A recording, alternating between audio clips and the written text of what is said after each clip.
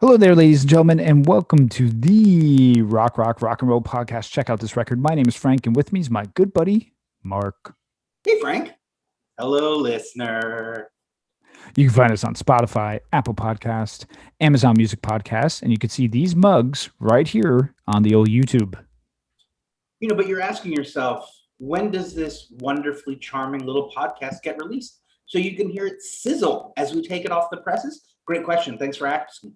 Fortunately for you, new episodes drop each and every Friday. If you're listening, and as Frank mentioned, you're viewing pleasure. That's right. So if you're hearing us for the first time, then you're probably not annoyed with one of our past reviews. So welcome.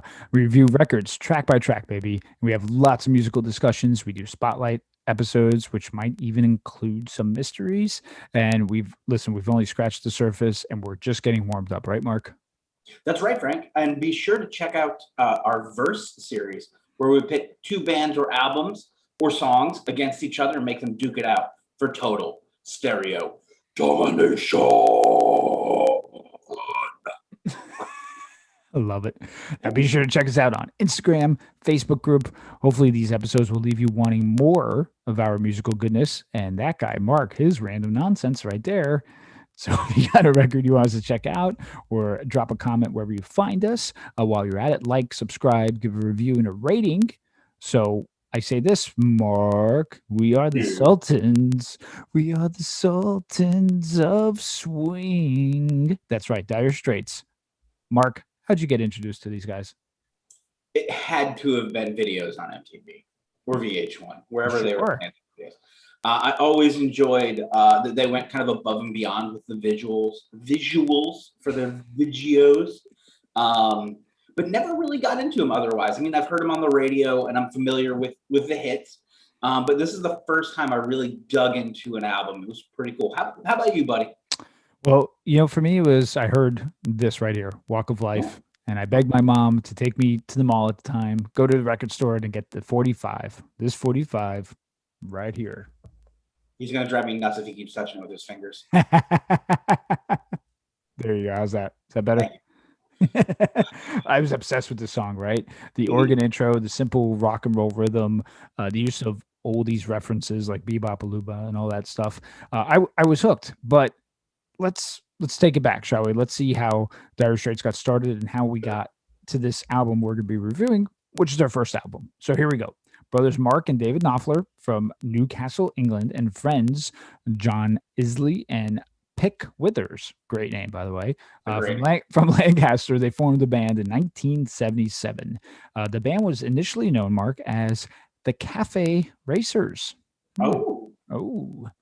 In 1977, the group recorded a 5-song demo tape, and after a performance at a rock garden in 1977, they took a demo tape to MCA in Soho, and they were sadly turned down.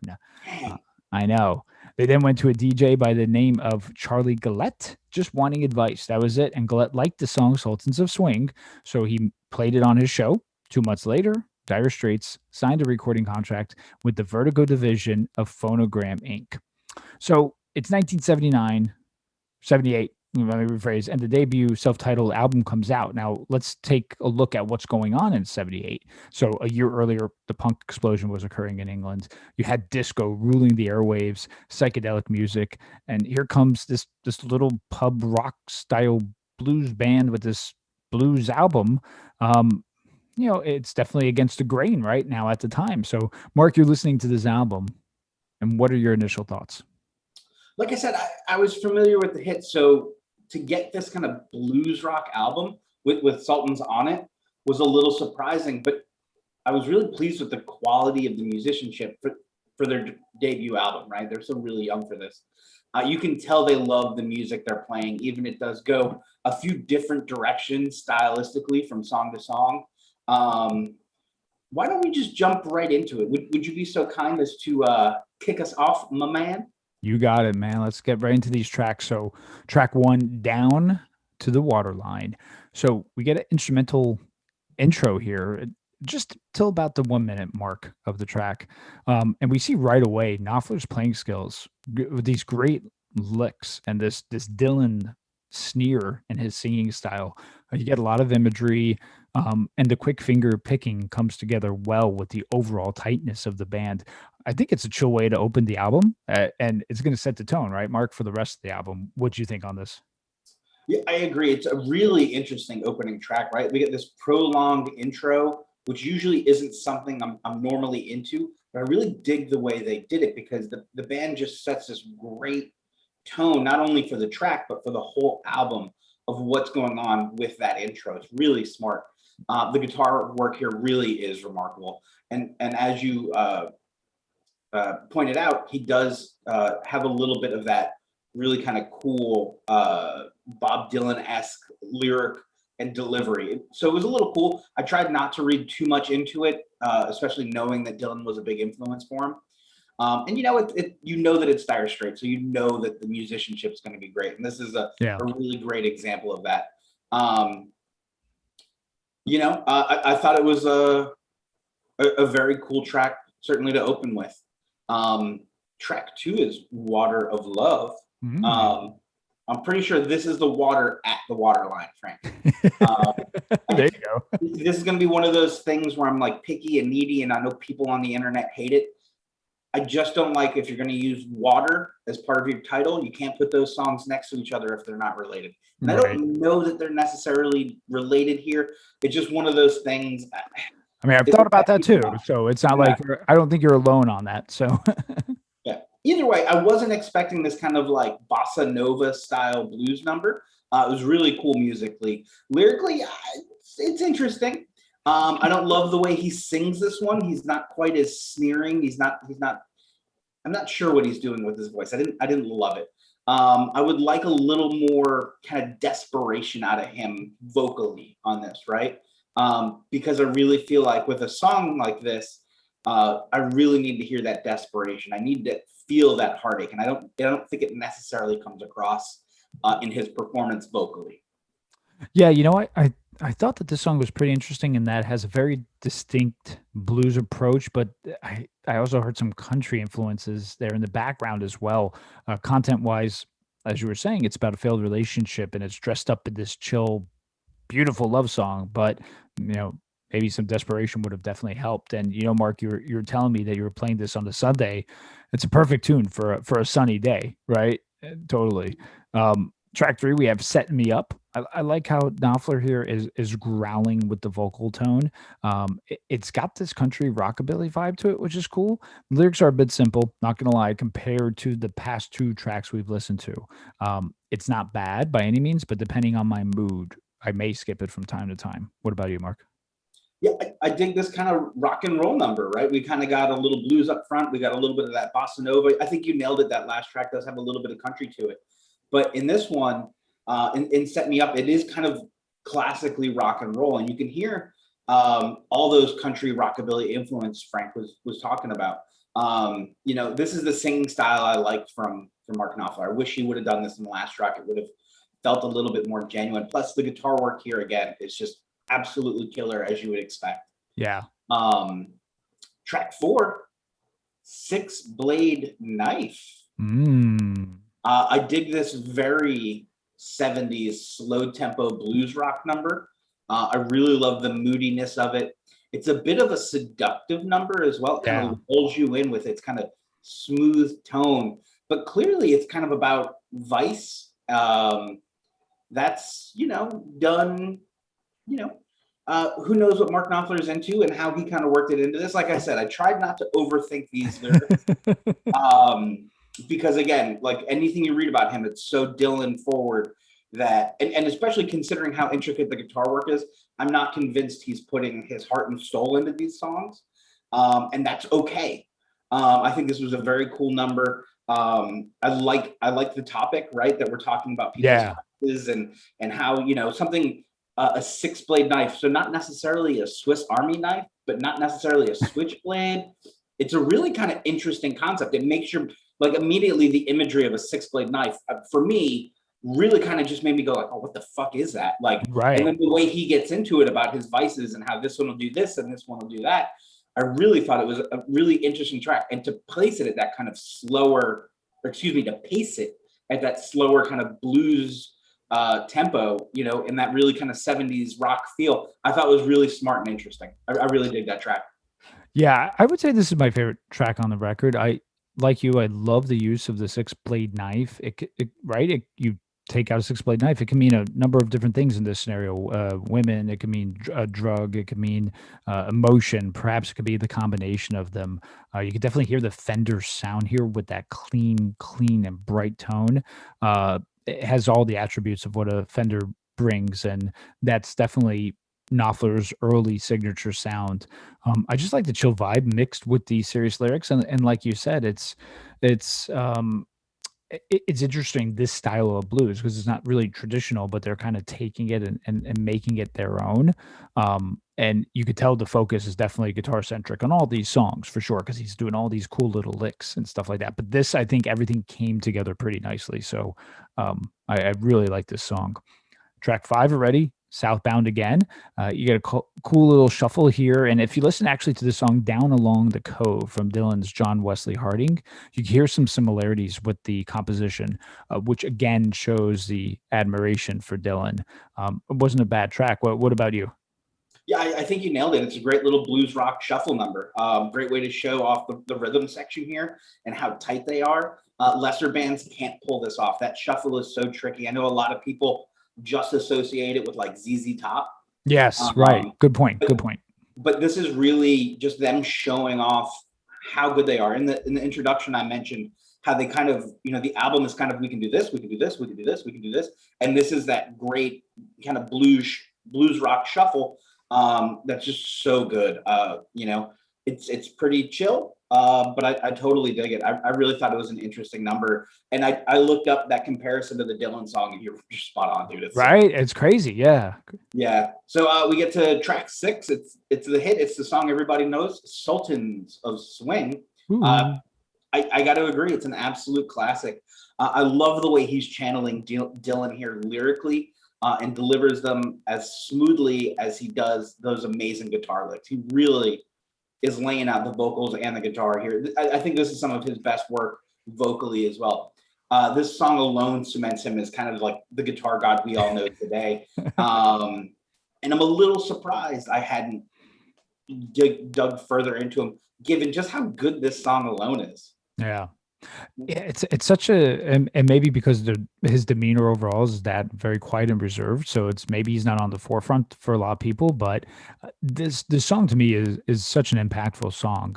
It kind of gives the album though a little bit of a left turn as far as that feel goes, different because it's very different rhythmically than the rest of the record. It's a story about the London jazz experience based on Knopfler's experience watching a band perform in a pub, and they called themselves the Sultans of Swing. Listen, it's a legendary song with a timeless solo that goes on for almost a minute. What I also find fascinating about the song is that basically each verse he's complementing it with a riff and a guitar lick.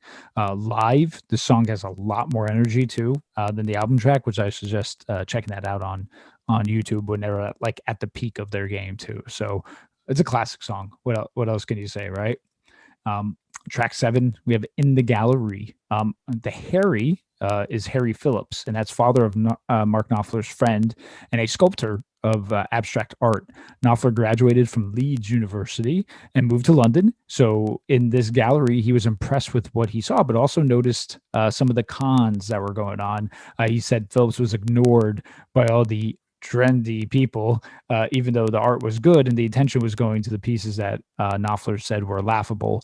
It's kind of a cool idea to take this and turn into a blues song, to say the least. Musically, it's the same chill bluesy vibe that we get throughout most of the album, but it's a cool concept. Mark? Yeah, I dig this cool and moody shuffle. Mark Knopfler does a great job with the imagery here, as Frank pointed out, and paints a really cool picture, if you will.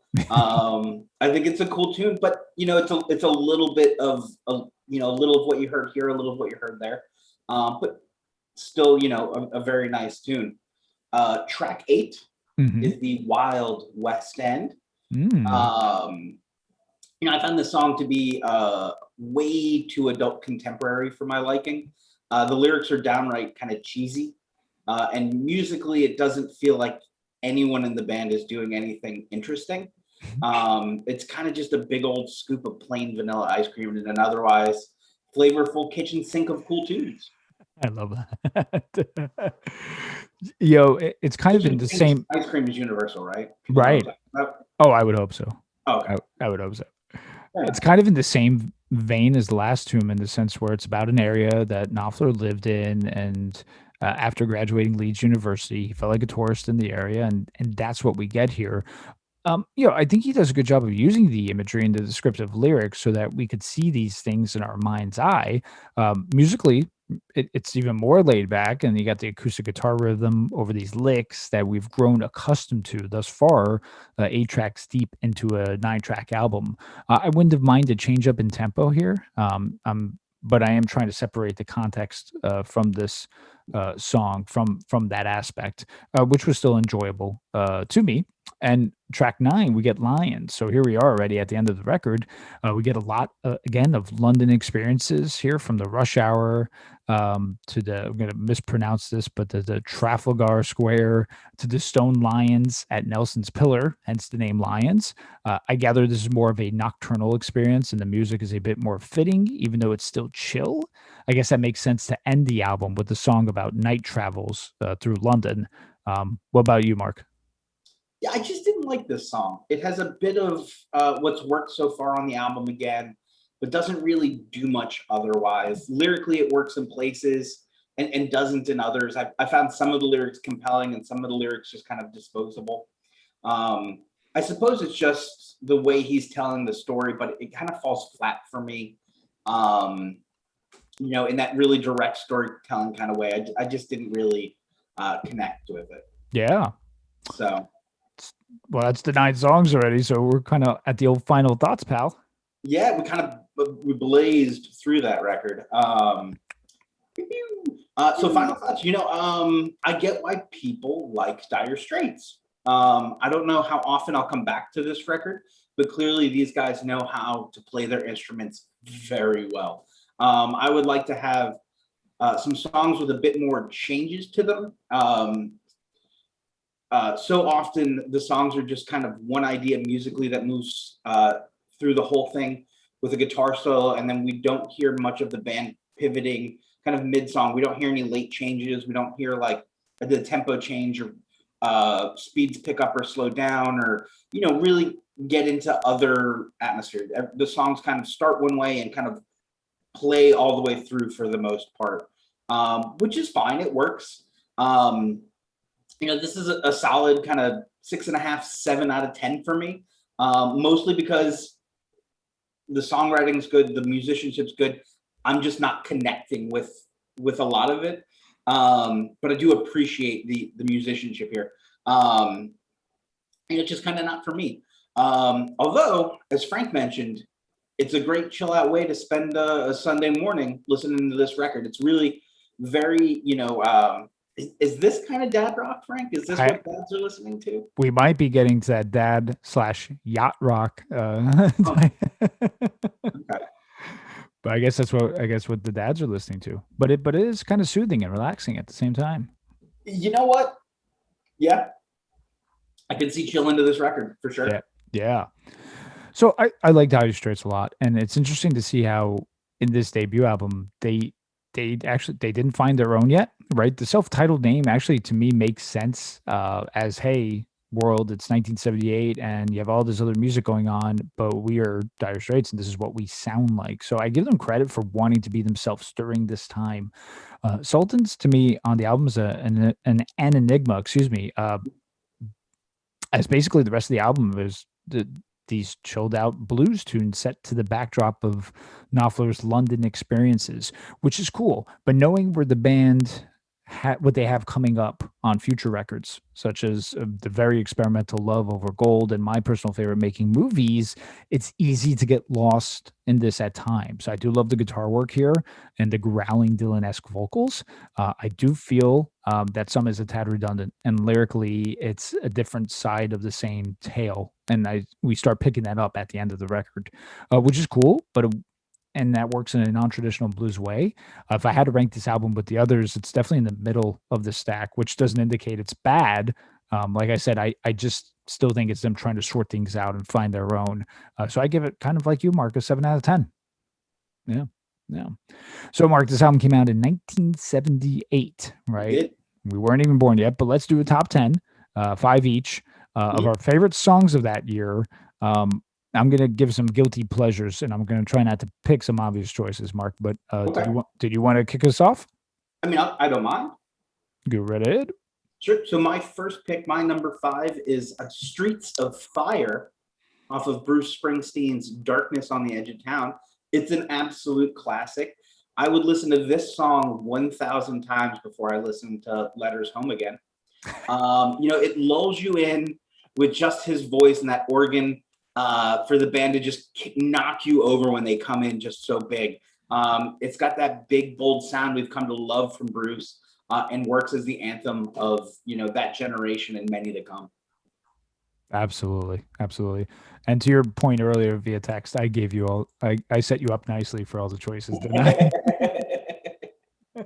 It's Frank's turn to work on the script this week, folks. There you go. There you go. So here's a guilty pleasure. It's the song Grease by Frankie Valli. Yeah. Nice. Yeah. Listen, it's a guilty pleasure, and even more that it was penned by Barry Gibb from the Bee Gees. But I really like Frankie Valli, and he hits it home. So there you go, Grease.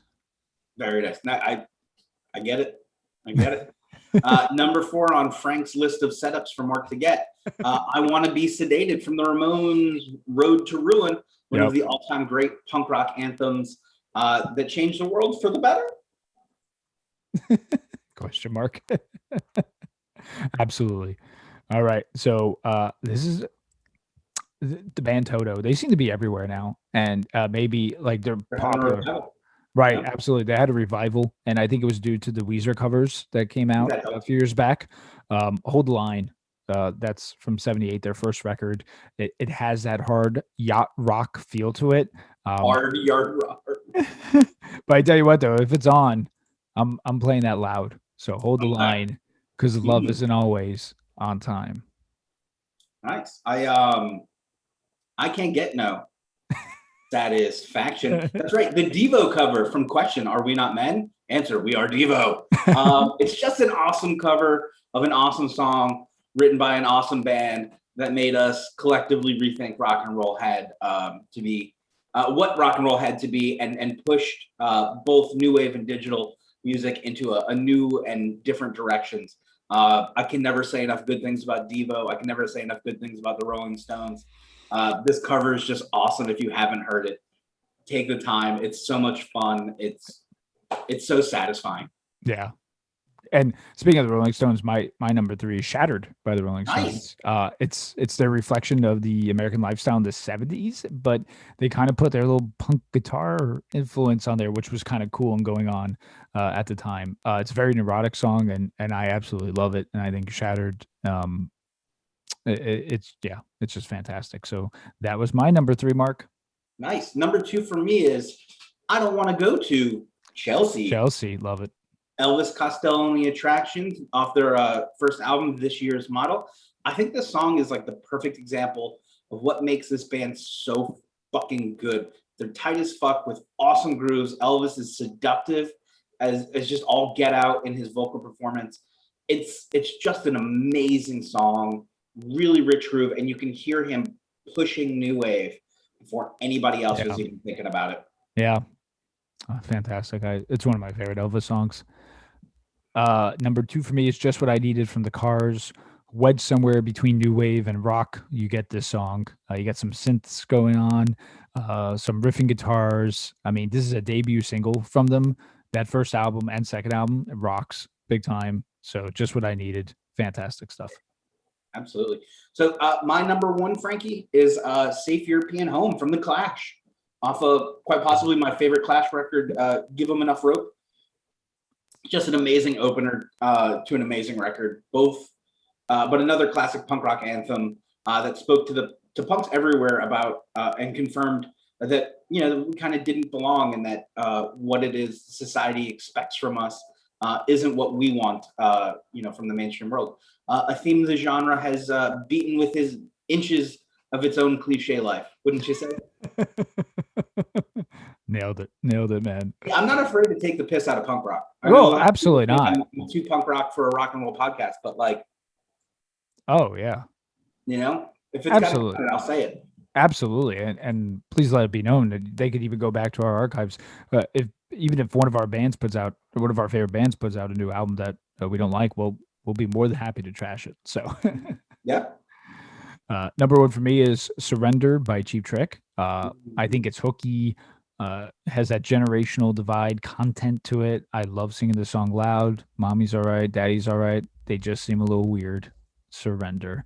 Um, I really like Cheap Trick. So, yep, that's my number one, man. Very nice, man. That's a great choice. It's a great Whew. choice. What do you think we got on track for next week there, buddy? Mug, mug, mug. Ooh. Ooh, yes. You don't need any booze or drugs? No, just mugs. Nice. Of coffee. Yeah, coffee. Listen, I'm so stoked to be talking about "Everything Sucks," Mark, by one of our favorite bands, Descendants. So this was in '97, and it's a little bit ago, but it was our first 96. album. '96. So sorry, but it was our first album since '87. That's what I meant to say. And we're gonna go through this, man, track by track. It's a fun record. I love it as a comeback record, and I can't wait to talk about it. Mark, what do you think? Yeah, I'm really stoked. I'm moving, and Frank's letting us do softball albums until I get moved. So I appreciate that, buddy. Thank you. No, look, this album is phenomenal. The fact that it's turning 25 years old is kind of mind-boggling. These are the grandfathers, if not the great grandfathers, of pop punk. This album absolutely cemented them with the second and third wave punk rock generations to follow. It made people fall in love with Milo all over again, and really the whole band. Everyone's got an amazing song on this album. I'm so stoked to talk about everything. Yeah, yeah, I I got the can't wait. 20th anniversary I'm going to show off. Woo! Yeah, no, I'm pretty excited. I'll be wearing the hat. I'll see if I can find the Descendant shirt that fits. Yeah, I'll My get the Descendant mask. shirt. I'll get this shirt on too. Yeah, Yeah. Oh, that's right. You got the I Don't Want to Grow Up shirt, right? The yellow one. that is true, my friend. I've got a couple that none of them fit right, but my fat ass will work it out. Awesome. So, I'm pretty stoked. Absolutely, man, as you should be. And Thank you. listen, everyone, thank you for tuning in. Please like and subscribe. If you have an album request, please let us know. Thanks for the support on YouTube. You guys are liking the videos and subscribing, so definitely appreciate it. Thank you all, and be very, very safe out there. Bye bye.